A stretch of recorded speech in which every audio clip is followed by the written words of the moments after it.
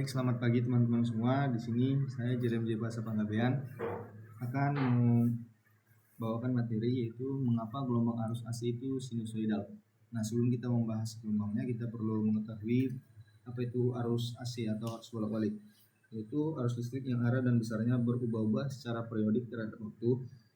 Itu umumnya berbentuk gelombang sinus karena dihasilkan oleh generator yang bekerja dengan gerak putar dalam medan magnet, sehingga tegangan dan arus yang timbul mengikuti fungsi sinus. Arus AC memiliki frekuensi misalnya 50 Hz, yang berarti terjadi 50 siklus bolak-balik setiap detik dan banyak digunakan pada sistem tenaga listrik karena efisien dan mudah ditransformasikan. Nah, mengapa harus sinus? Di sini arus bolak-balik atau AC mendominasi distribusi tenaga listrik. Namun, mengapa grafiknya harus melengkung? Mengapa bukan gelombang kotak atau segitiga? Nah, jawabannya terletak pada tiga pilar utama, yaitu dari cara energi dibangkitkan secara alami, kemudian sifat unit kalkulus dalam mempertahankan bentuk gelombang, dan efisiensi pada beban induktif dan kapasitif. Jadi gelombang AC tidak berbentuk kotak atau segitiga karena arus dan tegangan AC dibangkitkan oleh generator dengan gerak putar yang kontinu dalam medan magnet. Perubahan flux magnet akibat gerak putar tersebut secara alami mengikuti fungsi sinus, sehingga bentuk gelombang yang dihasilkan adalah sinus. Gelombang kotak dan segitiga tidak muncul secara alami, melainkan harus dibentuk secara artifisial menggunakan rangkaian elektronik dan mengandung banyak harmonisa yang menyebabkan rugi daya dan gangguan pada sistem tenaga. Kemudian kita perlu membahas bahwa sebagian besar listrik di dunia dihasilkan oleh generator, yaitu turbin uap, air, angin yang berputar. Nah, pada prinsip elektromagnetik, saat kumparan berputar memotong medan magnet, gaya gerak listrik atau GGL yang dihasilkan berbanding lurus dengan sinus sudut putaran. Gerakan melingkar rotor yang diproyeksikan terhadap waktu secara alami menghasilkan grafik sinusoidal. Nah, gelombang singkat ini teman-teman merupakan suatu siklus penuh pada grafik sinusoidal, yaitu terdapat satu gunung dan satu lembah. Nah, di sini tegangan sesaat dirumuskan sebagai Vt, yaitu V peak sin Ut. Komponen persamaannya ialah V peak yaitu tegangan puncak atau amplitudo. Kemudian W atau omega yaitu kecepatan sudut 2V per frekuensi, merepresentasikan seberapa cepat generator berputar, dan T sama dengan waktu. Di sini kita dapat melihat grafik atau gelombang sinusoidal,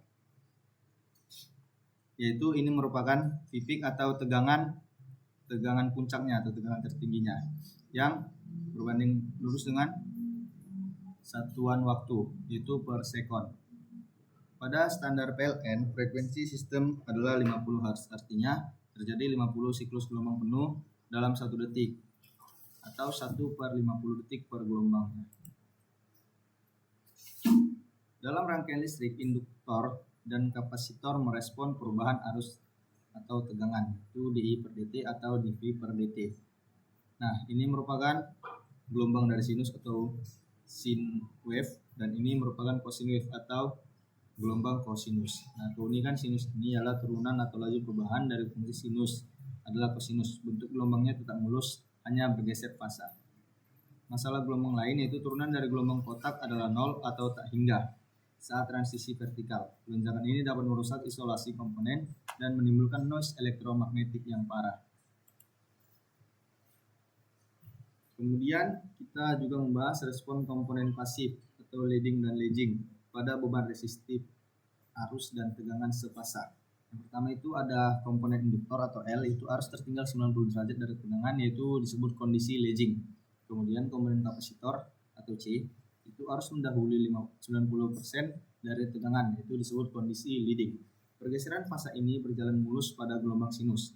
Pada gelombang non sinus, reaktansi akan berubah-ubah secara drastis menyebabkan panas berlebih. Nah, di sini kita dapat melihat gelombang sinusoidal dari arus AC pada komponen induktor, yaitu kondisi lagging atau arus tertinggal. Nah, grafik yang berwarna biru ini merupakan grafik tegangannya, dan yang berwarna hitam ini adalah grafik arusnya. Kemudian di sebelahnya adalah gelombang sinusoidal dari arus AC pada komponen kapasitor, yaitu arus leading atau mendahului. Nah, jadi di sini harus mendahului 90 derajat dari tegangan, yaitu yang grafik berwarna biru ini adalah tegangannya dan yang berwarna hitam ini adalah arusnya. Nah, kita juga membahas harmonisa saat gelombang terdistorsi. Beban non-linear seperti komputer dan lampu LED dapat mendistorsi gelombang sinus murni, menciptakan harmonisa. Harmonisa adalah kelipatan frekuensi dasar, misal 150 Hz, 250 Hz pada sistem 50 Hz. Nah, dampak negatifnya pemanasan pada kapasitor dan kabel netral, rugi-rugi inti pada trafo dan motor, kemudian gangguan sinyal komunikasi. Baiklah teman-teman, di sini kita akan melanjutkan untuk membuktikan bahwa gelombang arus AC itu ialah sinusoidal. Nah, di sini saya sudah mempunyai kodenya, kita akan mengeceknya secara langsung. Nah, di sini kita langsung saja setelah kita masukkan kodenya, kita langsung saja melihat gelombangnya. Nah, di sini kita dapat melihat gelombang sinusoidalnya. Ada bagian amplitudo, frekuensi, dan fasenya teman-teman. Nah, jadi pada bagian amplitudonya, apabila kita melakukan pergeserannya, maka amplitudonya akan menunjukkan jarak ataupun V-peak, yaitu tegangan puncaknya semakin tinggi. Nah, kemudian pada frekuensinya, bila kita merapatkan frekuensinya, maka gelombangnya akan semakin rapat.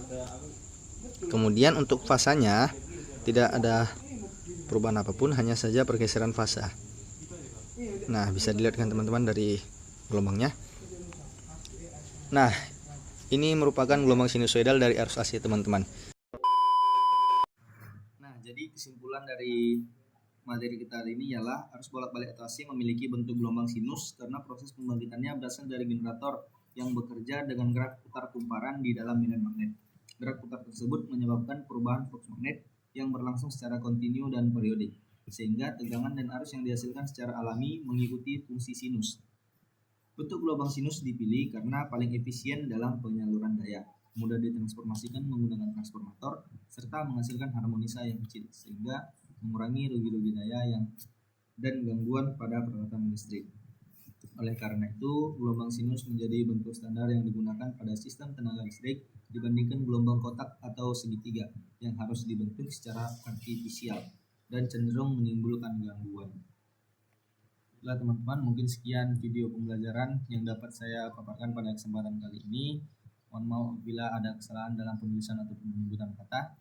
Selebihnya saya ucapkan terima kasih.